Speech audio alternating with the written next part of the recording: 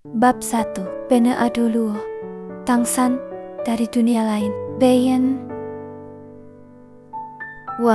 Bene Adoluo, Kekaisaran Surga Do Barat Daya, Provinsi Fasinuo, Desa Roh Kudus.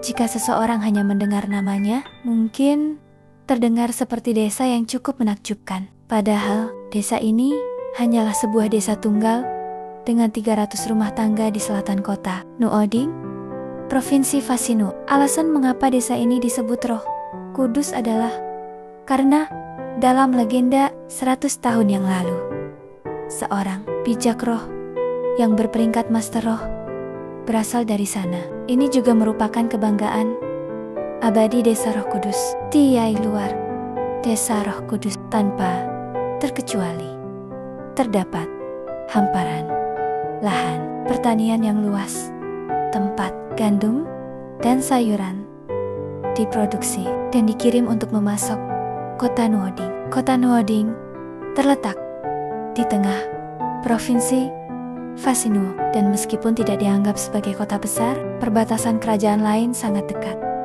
Dan tentu saja, para pedagang dari kedua kerajaan besar tersebut berdagang di sana. Akibatnya, kota Nuoding berkembang pesat dan kehidupan rakyat jelata di desa-desa sekitar kota lebih baik daripada di tempat lain. Saat fajar baru saja menyingsing di kejauhan timur, langit berwarna abu-abu pucat seperti fajar di puncak bukit kecil setinggi 100 meter yang berdekatan dengan desa Roh Kudus. Tampak siluet tipis dan kecil. Anakku itu baru berusia 5 atau 6 tahun. Jelas sekali.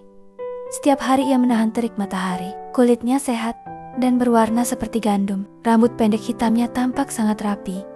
Dan pakaiannya, meskipun sederhana, bersih. Berbicara tentang anak seusia ini, mendaki bukit setinggi 100 meter ini bukanlah tugas yang mudah.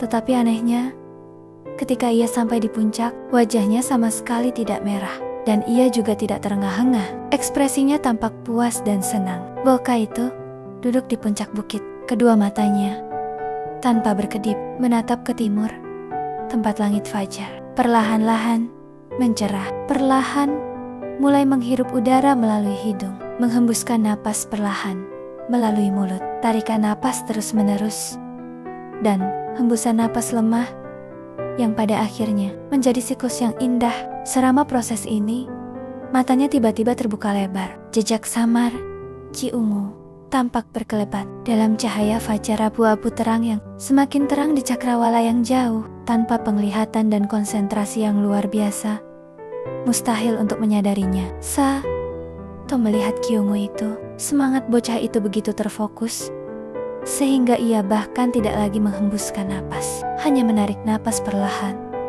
dan lembut. Pada saat yang sama, kedua matanya menatap tajam dan penuh konsentrasi pada cahaya ungu yang berkedip-kedip itu. Energi ungu itu tidak bertahan lama. Pada saat cahaya timur perlahan naik menjadi siang hari, energi ungu itu telah lenyap sepenuhnya. Barulah kemudian bocah itu dengan hembusan panjang Ci keruh di dalam dirinya perlahan menutup matanya. Ci putih mengalir keluar dari mulutnya seperti sehelai sutra yang terbentang sebelum perlahan menghilang. Setera duduk diam cukup lama.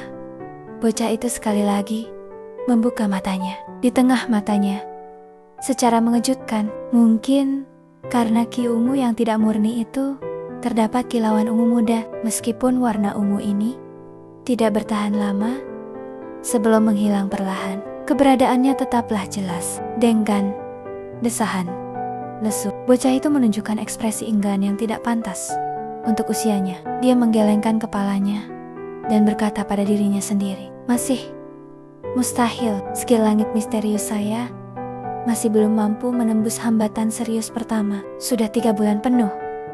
Jadi mengapa hasilnya seperti ini? Bahkan mata iblis ungu yang mengandalkan Ci Ungu dari timur, yang hanya bisa dikultivasi di pagi hari, telah menunjukkan kemajuan yang lebih baik. Dengan skill langit misterius yang tidak mampu menembus hambatan tangan giok misterius, saya juga tidak mampu maju. Ketika awalnya berkultivasi hingga batas antara tingkat pertama dan kedua. Saya sepertinya tidak pernah menemui keadaan seperti ini. Mengapa ketika skill langit misterius secara keseluruhan memiliki 9 tingkatan? Justru tingkat pertama inilah yang begitu merepotkan. Apakah karena dunia ini berbeda dari dunia asal saya? Anakku ini yang tiba di dunia ini 5 tahun lalu, persis seperti Tangsan dari sekte Tang yang melompat dari tebing demi cita-citanya. Ketika ia sadar kembali, ia mendapati bahwa selain sensasi hangat, ia tidak dapat bergerak. Namun,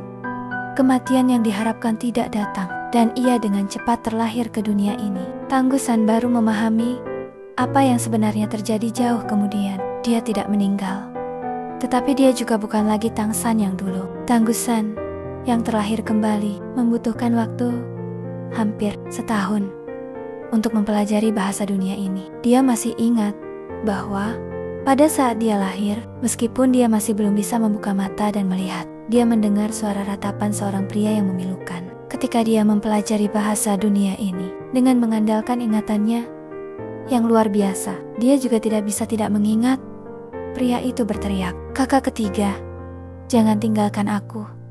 Dan pria itu adalah ayahnya, Tang Ge Hao. Ibunya di dunia ini pada saat itu sudah meninggal karena persalinan yang sulit, entah karena kehendak jahat para dewa atau sekadar kebetulan. Tang Hao secara ajaib menamainya Tangsan sebagai Kenang Kenonggen dari istrinya yang telah meninggal. Karena itu, anak-anak desa seusianya berkumpul setiap hari untuk mengejeknya. Meskipun demikian, dalam hatinya, Tangsan merasa sangat puas. Bagaimanapun,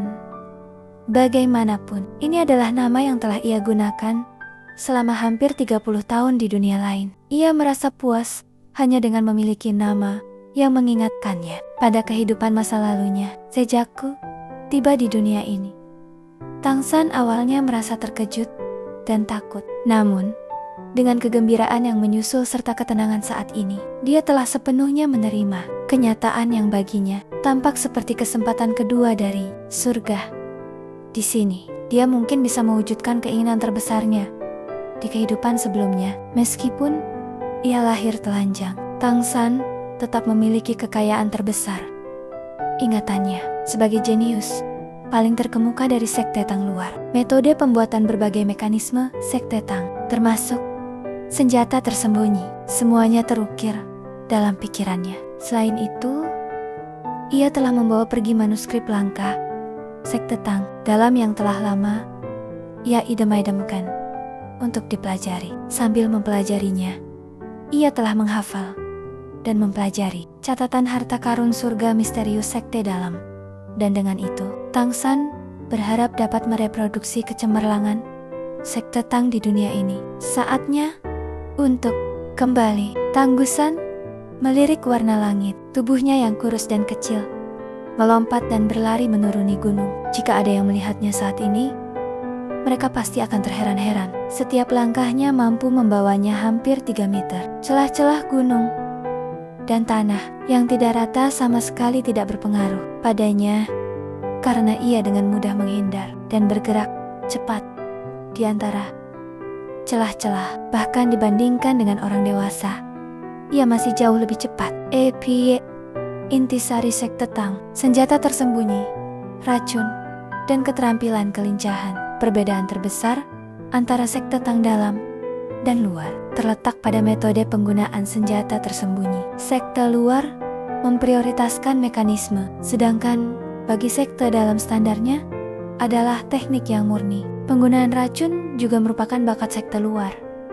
Sementara di sekte dalam, senjata tersembunyi diwariskan secara langsung dari guru kepada murid dan sangat sedikit yang menggunakan racun. Karena pada dasarnya tidak dibutuhkan